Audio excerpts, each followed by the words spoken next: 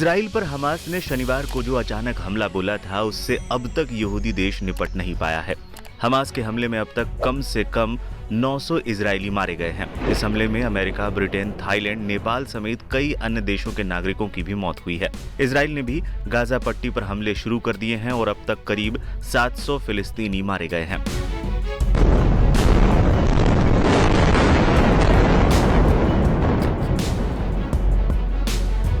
हालांकि इजराइल उस तरह से आक्रामक हमले नहीं कर पा रहा है जैसी उम्मीद थी।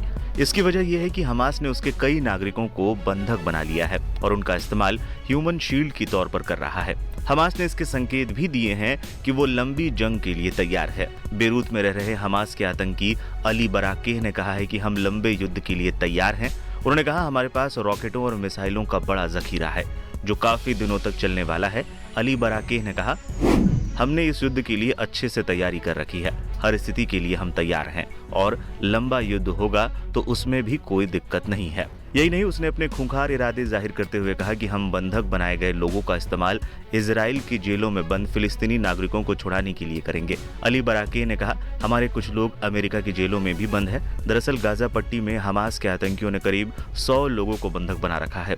उनके वीडियो बनाकर हमास शेयर भी कर रहा है और लगातार धमकियां दे रहा है। यही नहीं, सोमवार को तो हमास ने ये भी चेतावनी दे दी थी कि यदि इजराइल की ओर से गाजा पट्टी में हमले जारी रहे तो फिर हम इन लोगों को मारना शुरू कर देंगे। फिलिस्तीनी उग्रवादियों ने इजराइल पर जमीन से लेकर समुद्र तक से हमला बोला था। शनिवार को अचानक हुए इस हमले के लिए इजराइल तैयार नहीं था। उस दिन वहां शाबात की छुट्टी थी और इसके चलते हमास के आतंकी इस खूंखार हमले को अंजाम देने में सफल रहे। इस तरह इजराइल के लिए शनिवार का दिन इतिहास का सबसे काला दिन बन गया। अब तक इजराइल की ओर से मारे गए लोगों की संख्या 900 तक पहुंच चुकी है। इजराइल ने भी समुद्र से लेकर हवा तक से मार की है, लेकिन उसका ये काउंटर अटैक थोड़ा संभला हुआ है। इसकी वजह यह है कि हमास ने काफी लोगों को बंधक बना रखा है। इस बीच गाजा पट्टी के लिए पानी, बिजली की सप्लाई भी रोक दी गई है। माना जा रहा है कि इजराइल बंधकों को रिहा करने तक गाजा पट्टी को सीज करके ही बदला लेगा। हालांकि इजराइल ने सीमा पर 3 लाख से ज्यादा सैनिकों को तैनात कर दिया है। रिजर्व सैनिकों को भी ड्यूटी पर बुला लिया गया है। साफ है कि इजराइल की ओर से जमीन पर भी गाजा पर तगड़ा हमला किया जा सकता है।